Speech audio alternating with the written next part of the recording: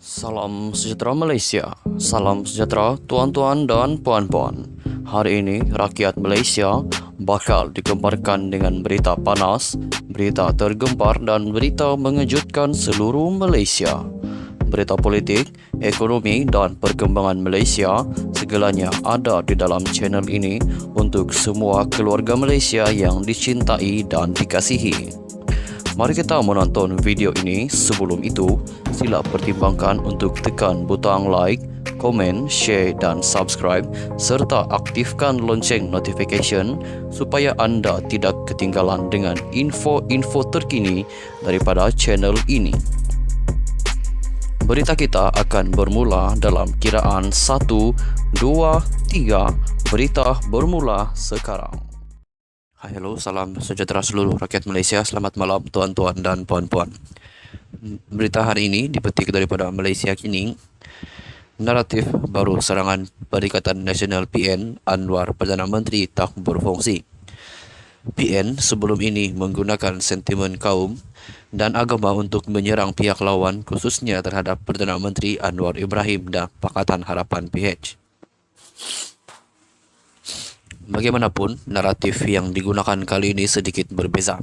Kini sasarannya adalah barisan kabinet dengan pemimpin PN cuba menggambarkan Anwar sebagai Perdana Menteri yang tidak berfungsi, lame duck. Ia selepas Menteri Komunikasi Digital Fahmi Fadzil menjustifikasikan pelantikan Ahmad Zahid Hamidi sebagai timbalan Perdana Menteri dengan berkata calon menteri bukan ditentukan sendiri oleh Anwar. Sebaliknya, kata Fahmi, yang juga Ketua Penerangan PKR, calon jemaah menteri dan kerajaan sekarang ditentukan oleh parti dan gabungan masing-masing yang terdiri daripada PH, BN, GPS, GRS, Warisan dan lain-lain. Ketua Penerangan Pemuda Bersatu Muhammad Ashraf Mustaqim Badrul Munir menegaskan penjelasan Fahmi mengesahkan bahawa Anwar sememangnya Perdana Menteri yang tidak berfungsi, lame duck Prime Minister.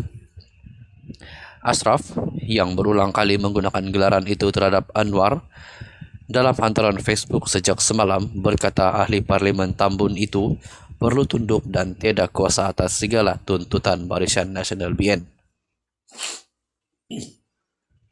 Bayangkan, apalagi tuntutan kehadapan prinsip telah digadai soal Ashraf. Ashraf juga mendakwa ia telah menjejaskan kemampuan Anwar untuk melantik pemimpin PH yang bagus seperti Dr. Zulkifli Ahmad apabila terpaksa melantik Tengku Zafrul Abdul Aziz yang tewas di tangan pemimpin amanah itu dalam PRU ke-15. Sebab tak ada kuasa, bak kata macai, walhal Anwar dan pentaksub canang, kata kerajaan yang di-Pertuan Agong dan sokongan kepada kerajaan campuran diberikan tanpa syarat, tetapi tak letak Dr. Zulkifli itu sendiri pun dah tak kompeten, tak lemdak soalnya. Banyak nama lebih baik diperakui rakan dari amanah, antaranya ahli Parlimen Alor Gajah, Adli Zahari, tetapi dia tidak melantik mereka. Sebaliknya memilih Muhammad Sabuh dan DAP tetap jadi pilihan. Ini bukan kerajaan reformasi, ini kerajaan parti politik kekerajaan untuk rakyat, soalnya lagi. Sementara itu, Timbalan Ketua Bersatu Shah Alam, Dr. Afifi Bahardin, turut mempersoalkan jika Anwar seorang Perdana Menteri yang tidak berfungsi. Adakah kita ada ketua kerajaan atau ini sebuah kerajaan tanpa Perdana Menteri yang berkesan? Jika Anwar terlalu lemah walaupun untuk tidak memasukkan kleptokrat dalam kabinetnya, bagaimana kerajaannya dapat memberi perubahan bermakna atau reformasi untuk rakyat? Lebih penting, ini kerajaan siapa? Siapa yang membuat keputusan dalam kerajaan ini? Anwar atau Zahid yang berdepan 47 pertuduhan korupsi? Soal bekas pemimpin pemuda PKR itu lagi mengulas kenyataan Fahmi. Afif turut mengecam Fahmi yang menurutnya membuat percubaan terdesak untuk mempertahankan pelantikan menteri dengan berselindung di sebalik konsep kerajaan perpaduan. Fahmi dan anggota kerajaan BNPH yang lain perlu henti ulang pembohongan bahawa kita ada kerajaan perpaduan di Malaysia. Kerajaan baru ini bukan kerajaan perpaduan, katanya lagi. Menurut Afif, kerajaan perpaduan adalah apabila semua parti diwakili dan memandangkan PN tiada dalam pentadbiran, PH sebenarnya mengetuai kerajaan gabungan. Pada 25 November lalu, pengerusi PN Muhyiddin Yassin menolak tawaran Anwar untuk menyertai kerajaan perpaduan seperti yang dititahkan yang di Pertuan Agong. Dia juga mengesahkan PN akan menjadi pembangkang. Semalam pula, dia mendakwa Anwar telah menggadai prinsip tata kelola yang baik seperti yang dilaungkan sepanjang kempen PRU apabila melantik kleptokrat dalam kabinet. Dia juga menyifatkan kabinet Anwar sebagai paling mengecewakan dalam sejarah negara apabila seorang yang perlu membela diri terhadap 47 pertuduhan jenayah rasuah, pecah amanah dan pengubahan wang haram dilantik menjadi timbalan Perdana Menteri. Presiden Bersatu itu juga mendakwa ada ahli parlimen yang dikenali dengan sikap kauvinis melampau dilantik menerajui kementerian tertentu. Dia bagaimanapun tidak menyebut mana-mana nama secara khusus. Sistem negara kita telah rosak apabila individu bankrupt moral dan prinsip boleh dilantik menerajui negara dan yang terpalit dengan jenayah rasuah menganggotai kabinet, katanya lagi.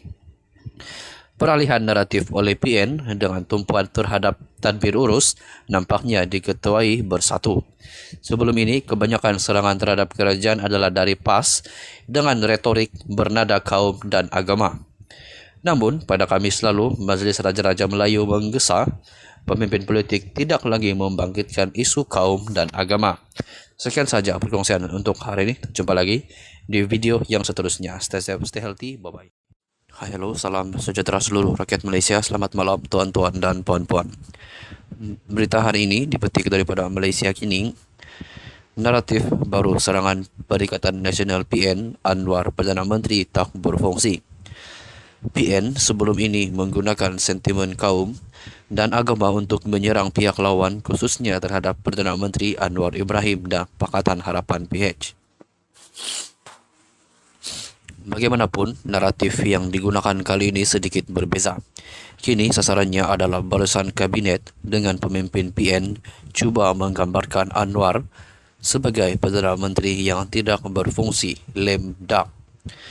Ia selepas Menteri Komunikasi Digital Fahmi Fadzil menjustifikasikan pelantikan Ahmad Zahid Hamidi sebagai timbalan Perdana Menteri dengan berkata calon menteri bukan ditentukan sendiri oleh Anwar. Sebaliknya, kata Fahmi, yang juga Ketua Penerangan PKR, calon jemaah menteri dan kerajaan sekarang ditentukan oleh parti dan gabungan masing-masing yang terdiri daripada PH, BN, GPS, GRS, warisan dan lain-lain. Ketua Penerangan Pemuda Bersatu Muhammad Ashraf Mustaqim Badrul Munir menegaskan penjelasan Fahmi mengesahkan bahawa Anwar sememangnya Perdana Menteri yang tidak berfungsi, lame duck Prime Minister. Ashraf yang berulang kali menggunakan gelaran itu terhadap Anwar dalam hantaran Facebook sejak semalam berkata ahli Parlimen Tambun itu perlu tunduk dan tiada kuasa atas segala tuntutan Barisan Nasional BN. Bayangkan, apalagi tuntutan kehadapan prinsip telah digadai soal Ashraf. Ashraf juga mendakwa ia telah menjejaskan kemampuan Anwar untuk melantik pemimpin PH yang bagus seperti Dr. Zulkifli Ahmad apabila terpaksa melantik Tengku Zafrul Abdul Aziz yang tewas di tangan pemimpin amanah itu dalam PRU ke-15.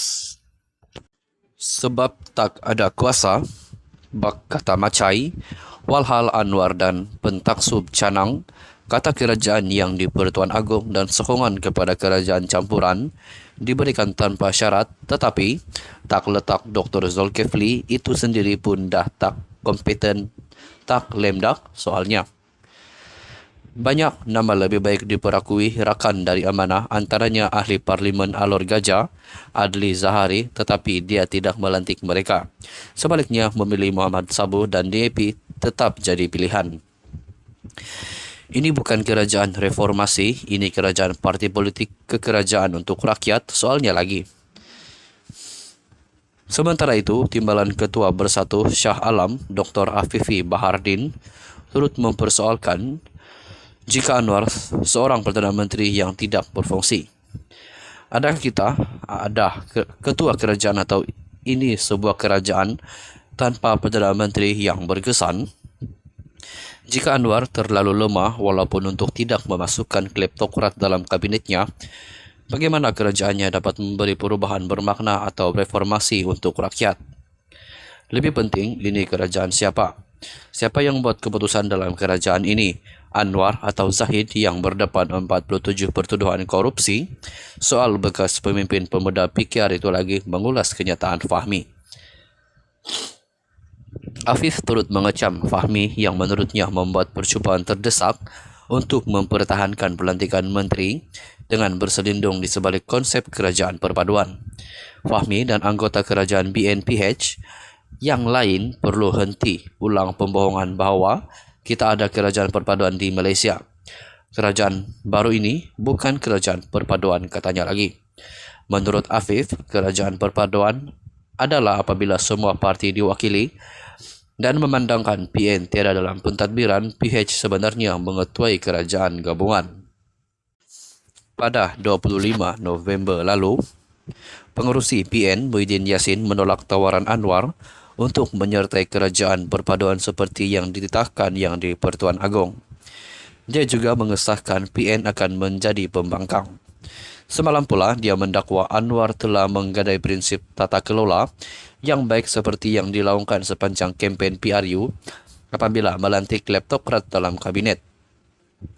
Dia juga menyifatkan kabinet Anwar sebagai paling mengecewakan dalam sejarah negara apabila seorang yang perlu membela diri terhadap 47 pertuduhan jenayah rasuah, pecah amanah dan pengubahan wang haram dilantik menjadi timbalan Perdana Menteri. Presiden Bersatu itu juga mendakwa ada ahli parlimen yang dikenali dengan sikap kauvinis melampau dilantik menerajui kementerian tertentu. Dia bagaimanapun tidak menyebut mana-mana nama secara khusus. Sistem negara kita telah rosak apabila individu bankrupt moral dan prinsip boleh dilantik menerajui negara dan yang terpalit dengan jenayah rasuah menganggotai kabinet, katanya lagi. Peralihan naratif oleh PN dengan tumpuan terhadap tadbir urus nampaknya diketuai Bersatu. Sebelum ini, kebanyakan serangan terhadap kerajaan adalah dari PAS dengan retorik bernada kaum dan agama. Namun, pada Kamis lalu, Majlis Raja-Raja Melayu menggesa pemimpin politik tidak lagi membangkitkan isu kaum dan agama. Sekian saja perkongsian untuk hari ini. Jumpa lagi di video yang seterusnya. Stay safe, stay healthy. Bye-bye.